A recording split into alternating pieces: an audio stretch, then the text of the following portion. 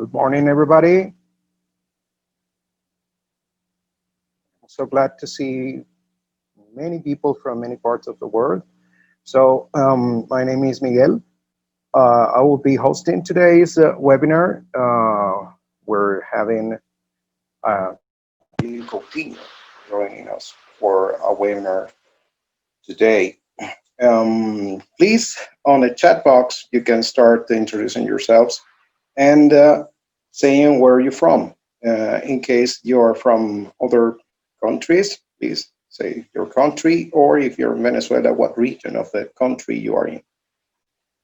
Today, we are having teacher Ailil Coutinho with a webinar called ELT Intelligent Leadership, from teacher to teacher leader. This webinar, it's about how administrators, teacher trainers, or project leaders can strengthen ELT teachers' qualities in order to become better leaders in their practice in general. Okay.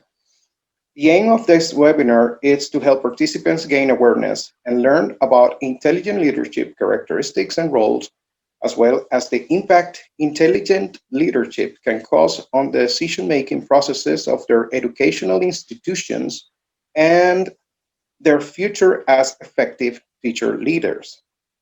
Ailil Coutinho, it's an ELT ESP teacher, a teacher trainer, curriculum designer, and language entrepreneur from Merida.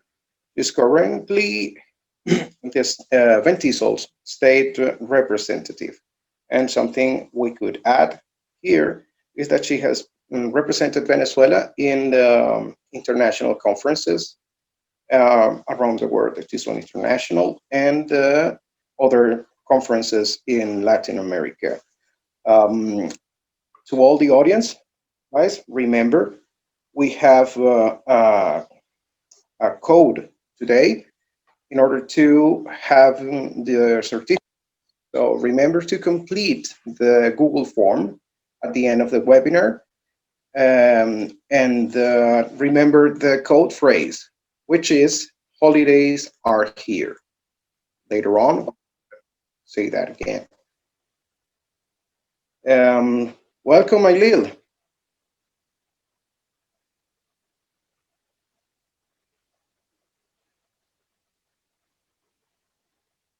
Hi, Ailil. Hello, hello. All Hello, right. everybody. Thank you very much for the invitation, and thank you very much to everyone who is here. Thank you for attending, and I hope this will be a good time for sharing and learning. This is what we're here for. So I want to tell you to grab your pencils and notebooks, because we are going to be doing a lot of reflection here. Yes, more than just asking you to share with me your thoughts or opinions. I would like you to think and reflect on your own processes. And this is why, before we start, I would like to show you this next scenario before we start all of this. Yeah, I want you to take a look at this scenario and reflect on how you would solve it if you were the teacher, and how you would react if you were the administrator. Yeah. So close to the end of the class, an unruly child pushes one of your teachers against the board, hurting her severely.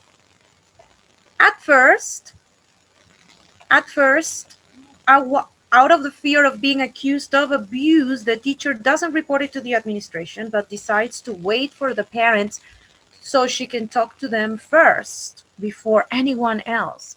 After talking to the parents, the teacher immediately reports it to the administration and tells them the parents are outside to talk. This has never happened before to neither the institution nor the teacher. The teacher is in pain, and she got a bruise on her back. So reflecting a little bit on your strengths and skills as a teacher and your strengths and skills as an administrator, how would you solve this? How do you think you would react to such a situation if you were the teacher, and how you would react to such a situation if you were the administrator? Why am I making you reflect on this? Because one of the first things we as leaders, and it doesn't matter if you're an administrator, if you're not an administrator, if you're a teacher, is that you should have a set of skills, and those sets of skills are based on your personality. This is actually me. This happened to me. A child pushed me, and I didn't know what to do. I was new as an administrator, and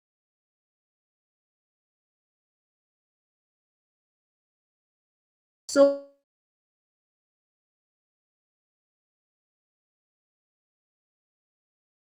the child is going to say she hit me first, and I was afraid. I was so scared, and I didn't say anything, and I just stood at the front of the institution waiting for the parents. And then after I talked to the mother and stuff, I talked to the administration, and that is not what I was supposed to do. I didn't know that. But the administration also made the mistake of not being empathetic with me. And I got really scolded by this, by not reporting it first. The child didn't get expelled. This is a good example on how we need to strengthen our skills, and we need to really check on our personality traits in order to strengthen what's weak, and in order to learn other skills as teachers and as teacher leaders to have or find the best solutions for the teacher and for the institution. So this is what we call strength-based leadership. Our strengths. We continue the reflection, my friends. Just think about, what are your strengths? Do you use them every day? And this is the question. For example, I am very empathetic. Yeah. I feel so much empathy for everyone and for everything. And this can be a strength only if I know how to use it properly. Why? Because sometimes being too empathetic becomes my weakness. I react as a person and not as a leader or as an administrator, and I let things go by, and I don't apply the necessary measures. So being aware of our strengths and being aware of our own personality and how we can use them every day can improve our leadership skills. Give me a moment, please. Effective leaders have a high level of self-awareness, and this is very important. The lack of self-awareness can cause disengaged employees, unhappy customers, and in our case, it's unhappy students, unsatisfied students, and this would mean an increase in complaints, and a decrease in the amount of the number of students that attend our institution, and undue stress beyond the workplace. So we are not only stressed at work, but we can be stressed at home and with our own families. So we need to be self-aware, and this is very important, and this is why I continue to insist that through the whole presentation and through this whole webinar, we do some reflection on our own styles and our own personality traits. What are two basic problems when leading, and these problems don't allow us to be effective? Number one is that we try to lead copying someone else's style. And by this, I don't mean that you don't have a role model and you follow this role model. We have role models, and of course, we learn from others. But trying to do exactly as that person we admire so much does, it's counterproductive. It's counterproductive because it's not us. Everybody has a different style. Everybody has different personality traits. And the second basic problem is that we try to live without having a clue about my strengths and my staff's strengths. So after we do this realization of our own traits and our own strengths, we go and check our staff strengths.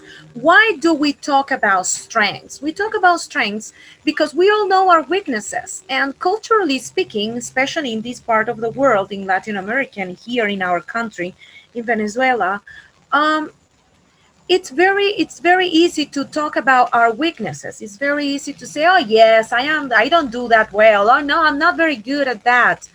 But we really don't talk about as our strengths, our good abilities, because it's bad seen. You are supposed to be modest. You are supposed to be uh, humble and not talk about your accomplishments so much, and not talk about your great traits so much. And we have to break that. We have to erase that from the face of the earth. We have to be able to talk about what we're good at and what our strengths are without feeling not modest or without feeling arrogant, because we need to know our strengths for doing everything better and right.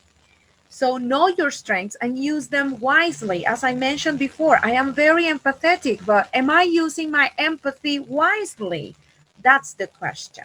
So when we are aware of our strengths and we build self-confidence, this is a cumulative advantage, not only for me, but for each person on my staff, each teacher in my institution. If each teacher in my institutions is aware of their strengths and can build self-confidence, this is an advantage that can only grow and grow and grow for my benefit, for their benefit, and for the benefit of the institution as a whole. So this is very important. Every leader should be able to help each person capitalize, make this the best in their lives, capitalize this advantage we have.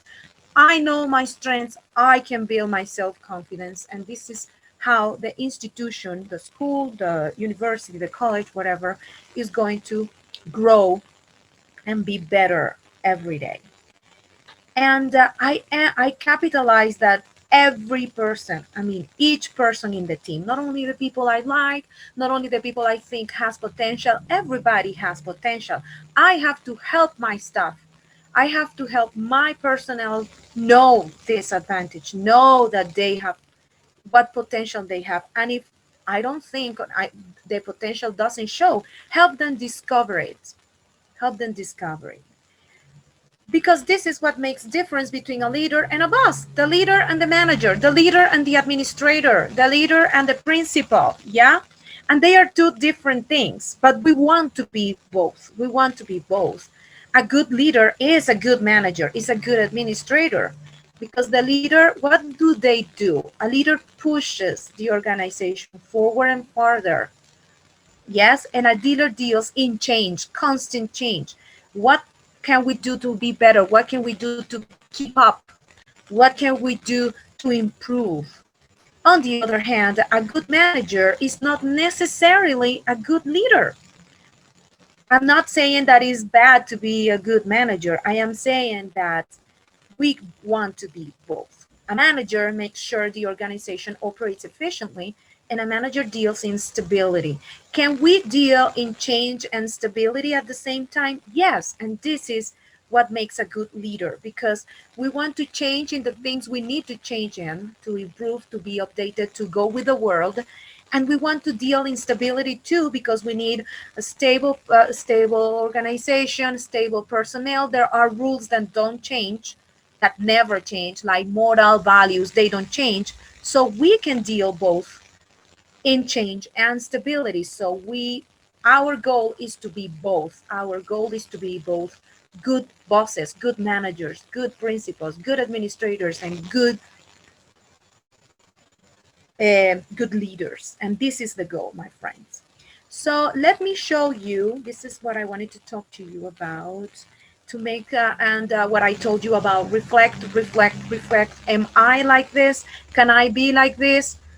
And I'm going to show you, there are more characteristics, of course, but I'm going to show you 10 of the most important characteristics of intelligent and effective leaders. Let's see, number one is that an intelligent leader motivates, inspires. An intelligent leader inspires. inspires. How can we inspire? How can we do this? We have a vision of the future which we share. We have contagious passion, and our energy as intelligent leaders show. We show energy, we show commitment, dedication, we show ability. Yes, of course, without being arrogant, and by listening to others too. This is one of the one it's another characteristic. Yes, how can we do this? For example, we use symbols, we use logos, we use mottos for our institution in our meetings. Yes, so if we can inspire, we are intelligent leaders. Number two, an intelligent leader develops relationships and nurtures. This word is so beautiful. Nurture. How can we do this? We need to invest. First of all, we need to invest in cultivating, invest time and sometimes money. We need money for workshops, activities, dinners, celebrations, to cultivate personal connections with our staff. In the past, people used to think that being a leader is being on top of everybody else and being just sitting up, looking down, and watching your kingdom develop and watching your workers work, and not being down with them and not being not talk to them. And for some people, it is still bad seen that you sit down and talk to one of your teachers and say, "Are you okay?" Or understand that they have a problem at home, maybe. Yes, talk to them and know what's going on with their lives without being, of course, nosy or getting in the middle of their private lives. Yes, and we need to do this. We need to develop relationships. We need to nurture them, cultivate them as people and as professionals, cultivate their leadership skills. Yeah, make sure that nobody is left behind. Not only I can talk, I am going to talk to Maria because Maria is the nicest, she's the most responsible, and all the things go for her. She's the only one who goes on trips, she's the only one who takes these courses. It's for everybody. We want everybody to be at their top, at the best they can be. If you can do this, you, my friend, are an intelligent leader, an effective one. Number three, an intelligent leader monitors school climate. And this goes side by side, like, in hands with the last thing. If you take a time to cultivate personal relationships, which doesn't mean that you're going to be really personal with your employees, but you know what's going on. You have to monitor your climate, what's going on in the building. You have to be conscious of the problems that are there, the hidden ones, the emerging ones, and the possible ones. A person that can do that is a really intelligent leader, because you can find solutions to problems faster, and you can find ways for improvement faster than the rest, because you know what's going on, or you know what's going to happen.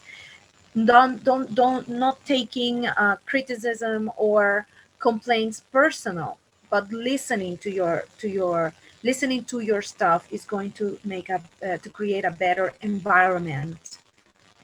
Number four, an intelligent leader maintains visibility. This is so important. As I mentioned before, it was believed that leaders and the bosses and managers and or project leaders were up there where you cannot touch them, and it's so difficult to reach them, and that is the word, reach. You have to make yourself reachable, in that sense, in the sense that you are visible on a regular basis. You find time to talk to teachers, and as you can see, it's a chain. It all goes connected. It is all linked. Yeah, you maintain visibility, you can develop relationships, you monitor the school climate. Yeah, you stay in touch with the teachers, with the needs, with the wants, with their concerns, and that is important. If you can do this, you can be much more effective And it's important. It's really important. An intelligent leader diagnosis. It's this ability we can develop to sense that something is working or something is not working. Yeah, sometimes to we develop well the ability to know when something is working, but we are blind to the things that are not working. So we need to develop the skill, this diagnostic skill, to know uh, when something is not working. And this can be easier, this diagnosis task can be easier if we develop the relationship with our staff, with our teachers. We can coordinate plans of actions with them, with groups of people. And this is another of the characteristics of a leader. Yeah, an intelligent leader celebrates. This is very important. This is very important to celebrate, to be there for for teachers, for our staff, to find reasons to celebrate. Sometimes we just wait for the anniversary of the institution or Labor's Day, and we don't celebrate. We just give the teachers the day off. Bye. Or Independence Day, right? But we need to find more reasons to celebrate. We need to find more reasons to recognize their successes, recognize their victories, and no matter how small these victories are, we need to find to keep the morale up. Is to keep the morale up, and there are many ways to do this. Can be dinner, can be a special event, can be something like the employee of the month, the employee of the week. Why not? Yeah. And of course, we can be as objective as we can, but also it takes a little bit of um, personal things that are involved here in this process of recognizing our teachers. If you can do this, you are very intelligent, because you are keeping the morale up and you are helping your teachers become a better people, and more prepared for the future in the institution. Loyalty. This develops loyalty and a sense of appreciation for what they do and what you do for them.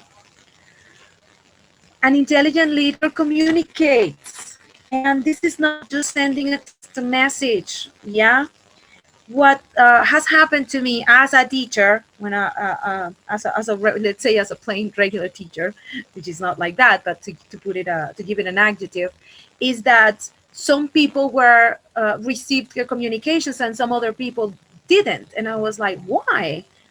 Oh, because they don't have WhatsApp. And it's not like that. You have to find, as an intelligent leader, you have to find all the ways possible and use them to communicate with your team. And it's not only communications like, we have a meeting on Thursday, or please remember to close the doors and the windows when you leave, and turn off the lights when you leave the rooms.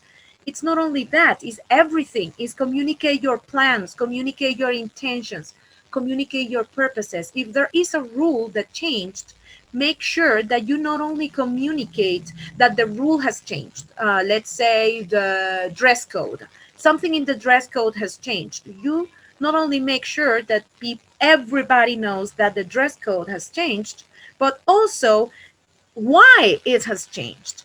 What is the purpose of that change? Why that change is better? Yeah.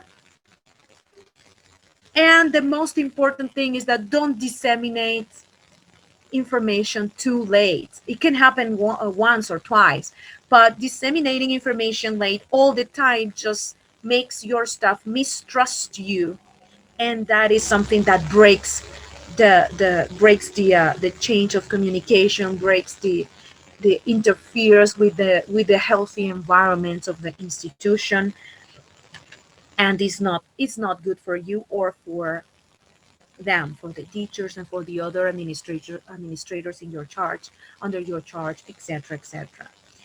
So if you can do this, you are an intelligent leader.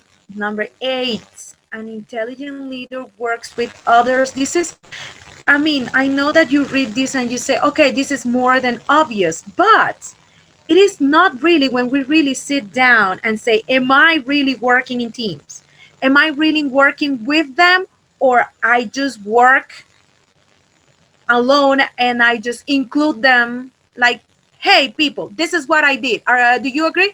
Yes, okay, yeah, I work in teams. This is not really what should be happening. Yeah, what should be happening is that, of course, if you are the owner of the institution, for example, your vision is yours, your mission is yours. I mean, it's your idea, this is your baby, to put a name on it. But you can share your plans and work with your plans with the rest of your stuff. Not only just make things, make rules. Okay, okay, this is the new book we're using. Agree? Yes, because if you say no, you're still going to use the book. So what's the point in communicating that to me if I don't get to vote, if I don't get to really work with you, choosing the new method, the new textbook we are going to use. So am I really working with others? This is an important point of reflection for us if we want to be intelligent and effective leaders. Number nine, and this is one of the most difficult things to do in life, for everything in life, not only for leaders, but for everybody. Yes, an intelligent leader acknowledges mistakes. This is so hard to say, especially if we are in a higher position and like the principal or the academic coordinator or the academic director, or it's really difficult to say, hey, I made a mistake, or hey, this decision I made without letting anybody know or without consulting anybody was terrible. Let's go back and make a different decision. This is very difficult. I know it's difficult in life, it's difficult when working, it's difficult as leaders. But an intelligent leader and an effective one is one that is able to say, hey, I did this right, I did this wrong, let's change, I'm sorry. Yeah, not to doesn't cover those mistakes, is willing to own them, is willing to grow and learn from them. And if you have to say sorry to a person that is who is immediately affected, you have no problem in doing it and recognizing publicly, right? This is very important. Let's reflect on this. Can I acknowledge my mistakes as teachers, as administrators? Can I say sorry? Can I recognize, oh yes, I this decision was not the best? This is a very important point in our reflection in the path of becoming intelligent and effective leaders. And number 10, an intelligent leader sets culture. Sometimes we arrive at an institution and the institution has a culture already. Yes, and we don't want to just erase everything and set a new one, but we can set a new one based on the old one. We can shift it. We can shift, or we can enhance this um, the existing culture. And it's not of good leaders to just say, okay, this is the way it is, and and then you hire personnel and you don't allow your staff to help you, to give you a different point of view, especially if they are younger, for example. They can say, hey, times are different, let's do this, let's do that, and reject them at like the first time they come with a new idea. Is not a good idea. We should at least listen to them. This is part of developing these relationships as person, as people and as professionals. And why not? Maybe it's time for a change. Yeah, we can put in place norms and practices that ensure productivity, that ensure staff development, that ensure professional dialogues without really completely changing the culture that is by tradition or because it's my institution, is my dream. But we can give it a twist, and it can still work, and it can improve. It can highly improve the working environment. So, my friends, evaluate and improve your leadership. Yes. Evaluate and improve your leadership. Self-evaluate. Yes, this is the first thing you need to do. Create your self-awareness. Think about it. What am I doing right? What am I doing wrong? How can I improve? Also, a way to improve your leadership is to survey your staff. What do you think about this program? How would you rate this program? There are so many tools we can use to create surveys and to create effective surveys so we can really evaluate what we are doing. Share your plans. You know, one of the most terrible things I have been through as a teacher by my administrators is that um, um, the boss, the manager, the administrator, whoever is in charge, has a plan but doesn't share it. So I don't know where I am going. I don't know what I am doing, and only a few people know it. And that is not nice because you want to know who you're working for, what you're doing, and knowing plans makes me grow as a teacher, as a member of the staff, because I know what our objective is. I mean, you can share your mission and your vision, and that's it. But you have to share your plans. You have to tell your teachers, this is what I am thinking about. This is what I am trying to develop. And I will feel part as a teacher, as a member of the staff, I will feel part of it. I will feel I am part of something bigger than me, or important, and they make me feel like I can do something, I can contribute to something important, and that eventually makes me grow as a teacher. Keep your plans and ideas fresh and alive. How can we do that? Studying, attending webinars, seminars, conferences, sharing the ideas with others, workshops. Yeah, create teams, not trends, sorry. Create teams of leaders. Yes, if you have projects, create teams. You are going to do this, you are going to do that. Surround yourself by those who are better than you. What are the old ideas we have about leaders? Leaders are the best, and they surround themselves by people who are were not better than them. No, no way. I am the leader. I have to be better than the rest. And how can you grow if you do this, right? You need to surround yourself by people who are better than you so they can help you grow and you can help them grow. It's a win-win relationship. It has to be a win-win relationship if you want your staff and your institution to really grow. And engage and involve the right people. This is very important. And for this, we have techniques. And this is one of the teacher's roles, the selector. It's the one, is this skill this person can have to select the right people to be engaged and involved in all the plans and all the projects for the institution and for the teacher, the teams of teachers. So, this is my question. This is the question I leave you with today. What kind of leader are you? Don't say, I am not a leader, because I know there is a leader in you, and I know that if you reflect deeply, you're going to know what kind of leader you are, and that you have that ability in you. And what kind of leader do you think you can be? This is the two questions I leave you with today. And we are going to have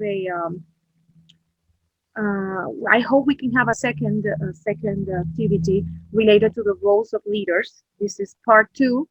Yeah, part two is going to be about these 8 leaders: the selector, the connector, the problem solver, the evaluator, the negotiator, the healer, the protector, and the synergizer. This is going to be part two if I get invited. And if you need these other readings we can do to know more about this topic. If you need to know more about this, you can email me, send me a message, and I will send you this link so you can copy and paste. Uh, to read more about this, to read more about these things. And well, I give you space for comments, questions, and suggestions. Yeah, Ailil.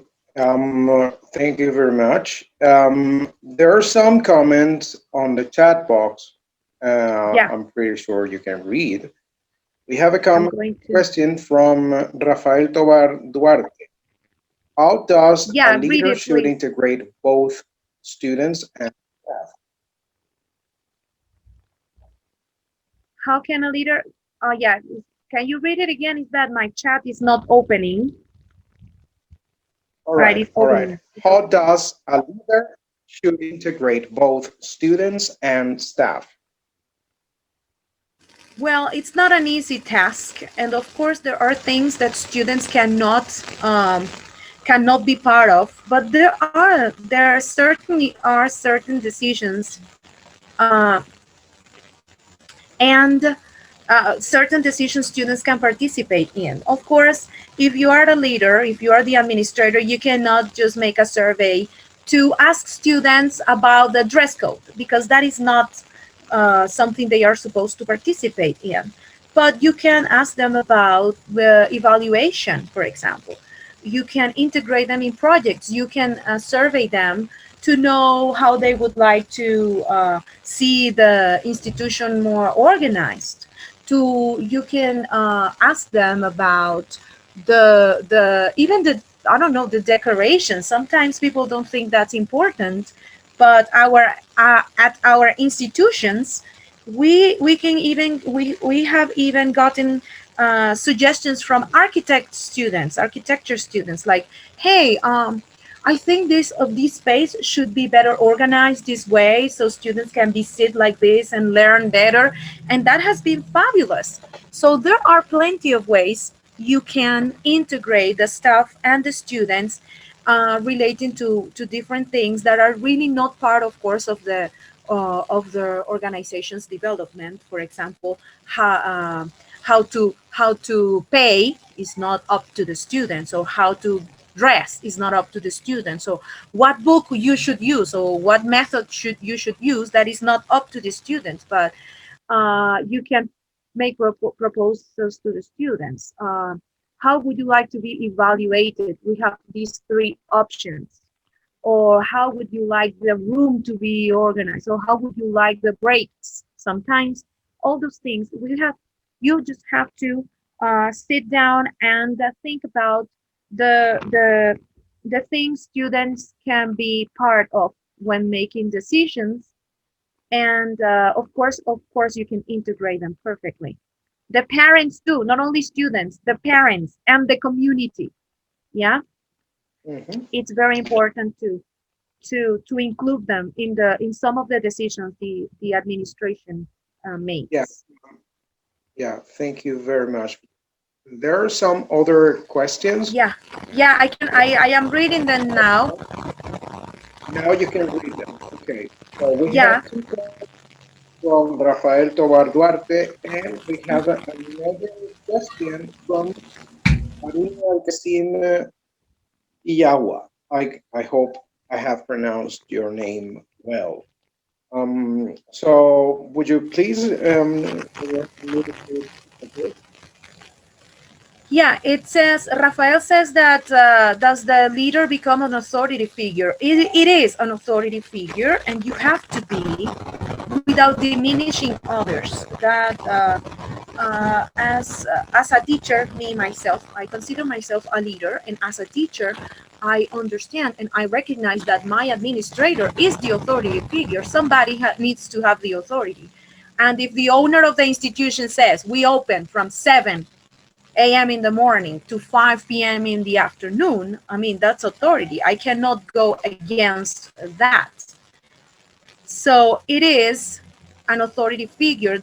We need a head, but that head has to be able to work in teams to find solution to problems. And for that, that person needs to know what strengths he or she has. I needs to know that I lead based on my personality. And if I am not a very patient person, I am not going to be patient enough to solve problems. And if I tend to be pushy or bossy, I am going to be that kind of leader, and that can be counterproductive when problems arise.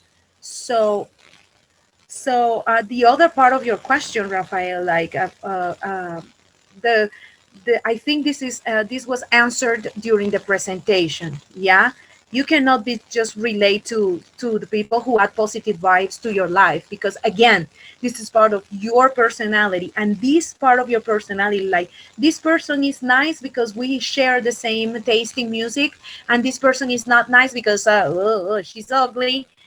You have to put that aside. That is the part of your personality you have to be aware of, and that is the part of your personality you have to put aside when relating to your stuff. You have to be as objective as you can in these situations, to be able to see beyond your tastes and beyond the vibes a person can give you or add to your life, because you are the leader and you have to deal with all kinds of people and make the best out of all kinds of people, not only the positive ones. In your personal way, okay, you are not to be friends of everybody, and you are not to be, okay, yeah, hang out with everybody. That's different. Yeah, that's completely That, different. that's totally true. We have a last question from Haruna Al-Qasim, Yawa from University of Malaysia. What what principles can students begin to be a good leader in a diverse or multicultural organization? This is a very nice one, because part of being intelligent and part of being self-aware is that after you are self-aware, you are aware of the rest. And a culturally aware person is what takes to be an intelligent leader. Is a cultural aware person. An intelligent and effective one, it's the one that knows that there is diversity, that there are many different cultures, and when you have these kind of organizations, you use your intelligence in the sense that you know that you are aware of this diversity, and you deal in different scenarios in a positive and effective way. So the first thing you need to do, I repeat, is to be self-aware and then aware of the world outside you. This is the best way you can. It doesn't mean that you are going to empathize, to be empathetic only with the cultures you like, or the beliefs you agree with, but knowing that there is, and being aware of the differences in your stuff is going to help you become a better leader, because you are going to be there for them with empathy and understanding. Yes, that's great. That's great. Again, people, if you are interested in making any comments, we'll be open for a little. Yes, now I can read them. Thank you guys. Thank you for being here. Thanks Manok. Thanks Rafael, Sarai. Thank you. Thank you Miguel. Thank you Jessica. Thank you. Uh, you are welcome. You are welcome. Yeah. As you mentioned, there's a lot to elaborate on this topic, and I think a webinar is not enough in order to develop the whole topic of how being a good leader. Um, we're open actually to keep developing this topic in the future. And as a member of the organization, of course, you have a voice here. Okay. Um, thank you very much to all the attendants from all over the world. Again, we had a minor issue, technical issue. There was somebody trying to Yeah, I'm to so sorry about that. we have I'm deeply I sorry. don't want to mention, but it wasn't on us. All right, we did our best Yeah. to solve the situation as fast as we could. We're sorry about what was seen on the screen and what you could hear. But well, finally we solved it, and that's also part of being a leader. Just don't lose Yeah. your concentration when things occur. And Ailil, you mastered that. So thank you very Thanks. much for not I was distracting like, I yourself. was like, okay. Yeah. Well, thank you all participants for attending today's webinar. Remember that you have to fill in the form at the end of the webinar with the code phrase, which is holidays are here.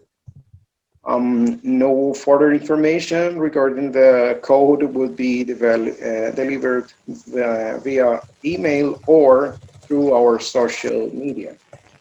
We've had some requests for certificates from previous webinars, and we're going to answer those requests immediately. In case you don't get your certificate, take into account that you must fill in the form at the end of the webinar, and you have to introduce the correct code phrase in order to get your certificate. Thank you very much. Thank you very much, Miguel Perez, for helping us out solving the technical issue we had. Um, Thank you very much, Ailil, for giving us your take on leadership and how to master that and how to handle leadership. And this was Miguel Frontado. So I hope to see you soon in another webinar series. And stay Thanks. tuned on our Instagram account, because from Wednesday we're going to have a live TikTok feature, teacher talk, a very relaxed conversation with another teacher entrepreneur who's going to talk about something very interesting. I know you all would like. So stay tuned on our social media for the announcement of the PhD. And we have our webinar series every Tuesday weekends, and our live PhD talks on Wednesdays. So please stay tuned on our social media, and I hope to see you again. And thank you very much for attending. Goodbye. Bye bye. Thank you, Migueles, both of you. Bye bye. Bye.